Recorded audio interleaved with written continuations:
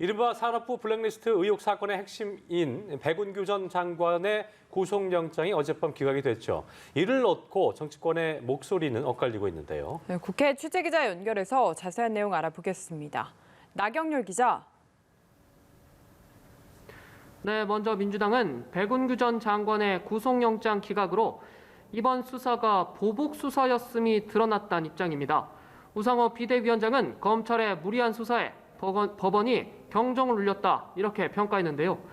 이어 정권 교체기 공무원 임기를 어떻게 할지 제도 개선을 논의할 문제지 수사 대상은 아니라고 강조했습니다.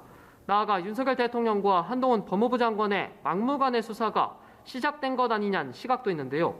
조홍천 의원은 한 라디오 인터뷰에서 정신없이 몰아치는 몽골 기병식 수사가 또다시 시작되는 건 아니냐면서 이런 식이 계속되면 보복 수사라고 지적했습니다.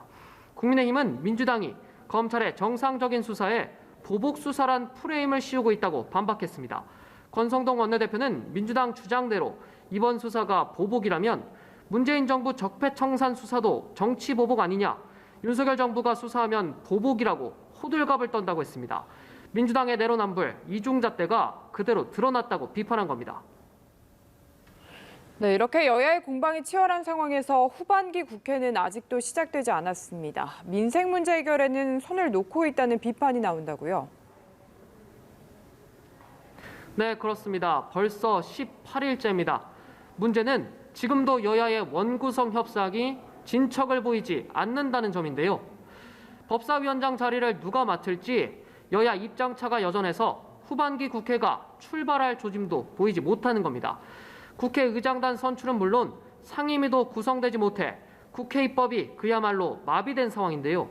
국민의힘은 치솟는 물가와 경기 침체에 대응하기 위해 물가 민생 안정특위를 출범시켜 유류세 추가 인하와 할당관세 품목 확대 등을 점검하겠다고 밝혔고, 물가 폭등 현장 점검에 나선 민주당은 민생 현장 행보를 이어가겠다고 설명했는데요. 하지만 입법 지원에 나설 수 없는 상황이라 민생 문제 나몰라라 한다는 비판, 여야 모두 피하긴 어려워 보입니다. 국민의힘과 민주당 이렇게 모두 민생을 외치고는 있지만 리탄만 하며 원구성 협상엔 적극적이지 않은 모습입니다. 여야 대치가 계속되면서 각종 의혹이 쏟아지고 있는 박순애 교육부 장관 후보자와 김승희 복지부 장관 후보자 청문회도 열리지 못하고 있는데요. 김창기 국세청장은 청문회 없이 임명되는데 2003년 청문회 제도 도입 이후 청문회를 거치지 않은 첫 번째 사례였습니다. 민주당은 자체 검증이라도 하겠다며 박순애, 김승희 후보자 검증 TF를 출범시키며 두 후보자의 음주운전 의혹과 정치자금 유용 의혹을 부각했습니다. 지금까지 국회에서 전해드렸습니다.